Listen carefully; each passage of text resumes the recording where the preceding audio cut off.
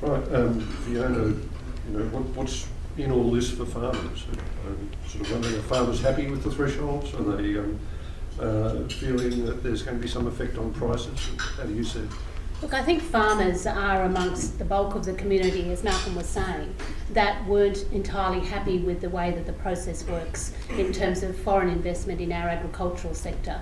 I think this was backed up. The Lowy Institute did a survey back in 2012, and it was a national survey, and 81% of respondents showed concern, moderate to high concern, around foreign investment in agricultural land. And I think that probably reflects pretty well the sentiment in the farming community, whether it's at a state level or a federal level.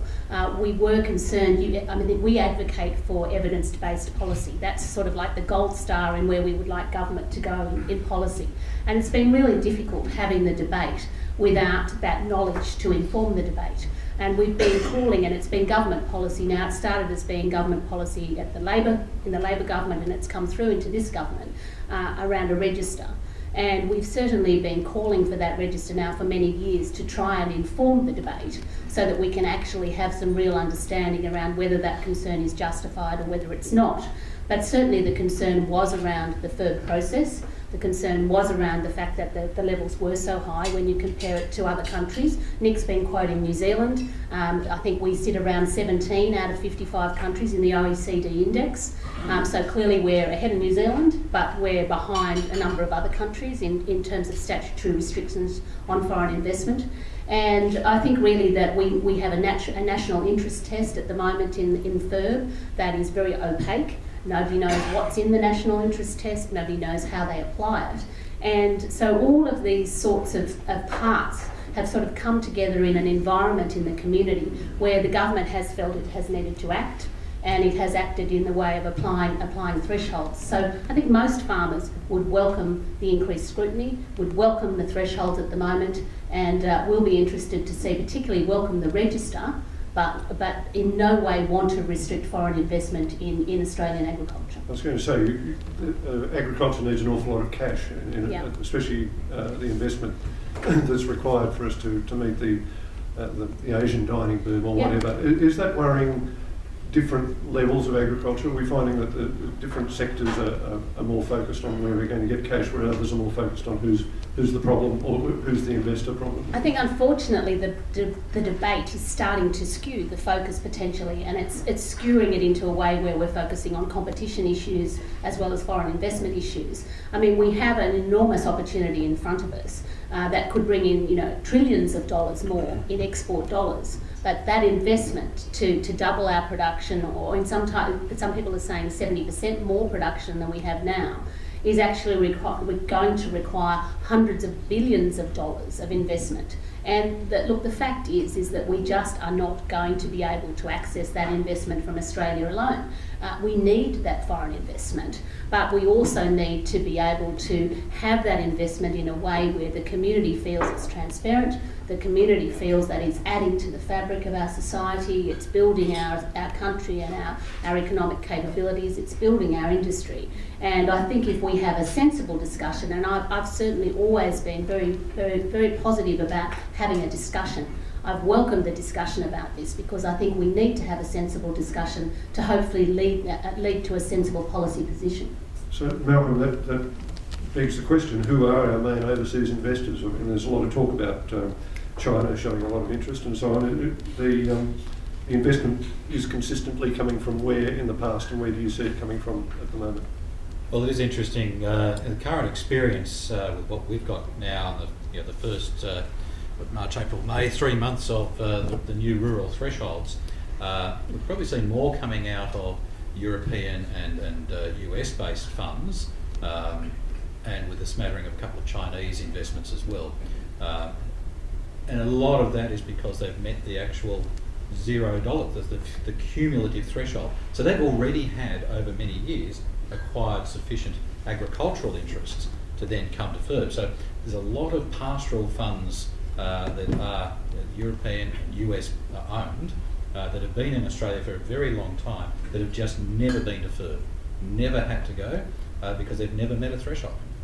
So we're now getting them come through. But I think what's really important is to understand what is FIRB actually looking at when they get these investments through. And look, it doesn't really matter whether you're Chinese or you're American or British, or it doesn't matter where you're from. It's really about what is the impact on the rural land. So the guidance we're now addressing in our applications, we look at things like, will Australia continue to be a reliable supplier of this product? What's happening with the water rights on the land? There was a great fear in the draft that foreigners were buying water rights and taking them away from farms. Now, a lot of that's complete nonsense. But the fact is, if you're buying a farm, you need water to produce. So we're confirming that to government. They're looking at biodiversity issues. They're looking at what's happening in the community. Will there be continued employment of locals in the farm? And a lot of the times we're actually seeing these pastoral funds, they're actually a great rescue for the farmers. The farmer can't get good value for his land, but quite often they're coming along and saying, well, we want you to stay on. You know the land, you know what's going on. We actually need your expertise. So we're actually retaining Australian expertise on the farm. And that's very important. So I think we're seeing that come through. I've gone away from your original question, I know. But, yeah. I was going to ask actually, Nick, perhaps you could your experience in that. Do you see greater FIRB scrutiny leading to perhaps more equity partnerships where we've got Australian family farmers or farming groups maintaining maybe more control in these overseas investment operations? Well, I think perhaps as a tenant role, perhaps, but I think one of the issues when investing in a family farm, and you see various models where someone's looking for 40% or 50% of foreign investment, each time you look at that opportunity, you think, what's the exit strategy? And of course, it's a difficult exit strategy, exiting out of a family farm where it's been the family for 4 years, or 40 years, or 4 generations in the farmer, and the foreign investor says, I'd like to sell out. There's no other opportunity. And so you're pushing a family farm family off their sort of inheritance, so to speak. So I don't, my personal view, I don't see a great model where foreign investors will go in and co-invest on a farm, perhaps in another part of a portfolio, and buy a farm for another already family farming portfolio already. And that's happened, I think, with the Hewitt family, I think, up in Queensland, just seeing foreign investors with them investing inside. But I wouldn't, if you had a $10 million farm, I don't see too many opportunities where foreign investors spend like $5 million in that farm particularly. Because Fiona, quite a lot of farmers are sort of hoping for that pot of gold at the end of the road, aren't they? Well, I think everybody wants security, and the situation that Nick's talking about is, of course, being reflected on a daily basis in many of our farming families now, with or without foreign investment. It's how do you enable succession planning? How do you enable the rising land values? Do you capitalise? Do you change? Do you hand it on? What do you do? And it's a vexed issue, and there's a lot of discussion at the moment, which is great for the newer generation of farmers coming along, and we have a number of those. The demographics for farming are very unfortunate, I think, when you see the number of young farmers that are coming along now. But I think equity sharing is certainly offers some potential. It's being done very well in New Zealand, particularly in the dairy industry in New Zealand, and I think that those sorts of opportunities can come through foreign investment. And it's interesting too, in my position, I talk to a number of investors who are wanting to invest in Australian agriculture, and they're not necessarily interested in buying the farm as such. They're actually more interested in buying parts of the supply chain and integrating businesses and being involved in agriculture that way, which is really adding to people's investments and family farming investments and allowing those family farms to grow. We've got to remember that family farming is not just, I think, I'm trying to remember which politician famously said it was ma and pa, and it's not just about ma and pa anymore. You can't be ma and pa and have a viable, strong, sustainable business. There are many family farming enterprises there that are leading the pack in terms of sustainability of their business and business structures, and I'm a great advocate of the family farm and growing the family farm. And we have well over 90% of farms in Australia are family farms. So while you've got the mic, Fiona, I was just wondering, is it fair to pick on foreign investors, or should we be looking at other major investors in land and agribusiness and maybe having a register that sort of extends to larger scale purchases, so we know who owns what in the supply chain? I think you need to address the community angst. when you have the level of angst, 81% of the community who are concerned about purchases of agricultural land is a significant figure. And I have no reason to question that particular survey that was done.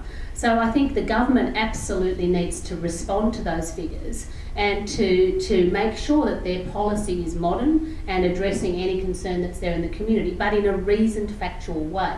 And I think some of the concern has arisen from other landowners buying agricultural farms and turning them into, for example, different land uses, mining, shopping centre, offsets, whatever. And I think some of those things need to be captured in the new rules as well. So not just foreign investment. Local. No, not necessarily at all. But I think we do have to have a focus on some of these things, and agricultural investment is one of the things that the government should address. But the policy needs to be reasoned, evidence-based, and sensible. Thank you, Malcolm. What difference do you think the new rules will make to foreign investment approval rates, given that FIRB has a history of basically not rejecting anything? Well, I think you might have to talk to Evergrande about their Point Piper. I mean, again, this is just sort of an example of where the government's taken foreign investment recently, in that they are ramping up enforcement. As I said before, they've got into bed with the tax office, and so tax will actually do a lot of the compliance work. But in terms of where we're going on the agricultural front, as I said before, I think the important thing is that we don't scare investment away. We are competing with other nations. I spoke at the Canadian Bar Association's Foreign Investment Conference. I was the after lunch speaker when everyone was falling asleep. But they were actually saying, we knock back 25% of applications. That's the mantra that they give investors into Canada. Come to Canada, Australia's too hard. And we sit here and we go, we don't knock back anything. But offshore, the belief is the opposite. Our Chinese clients are very worried about coming to FIRB. They think you go to FIRB, you're going to get knocked back. So it's not quite the case. So there's a real disconnection between what we see as the reality and what the investors see. So we want that investment to come through. So we've got to get that balance. We've got to get the balance right. As Fiona says, it's got to be transparent. We've got to have people to understand what our system is. So we've got to be careful when we bring the fees in, for example. We don't want to chill that investment, because if we get that wrong, it goes to Canada, it doesn't come here. So we've got to be very careful about that. But I think overall, I think we'll see FIRB will continue with ensuring that investment is scrutinised. If there are concerns, yes, have those conditions imposed. Look, there may be one or two that one day might be contrary to the national interest. It's always difficult to name that. As Fiona says, it is a case by case. But if there's a mafia-connected application, for example, in your heart that's got to be knocked back. But otherwise, FIRB will look at putting conditions in place that bring the application into being consistent with the national interest, so that it meets those tests it's looking at, that we get good investment. But we've got to make sure we don't scare that investment away.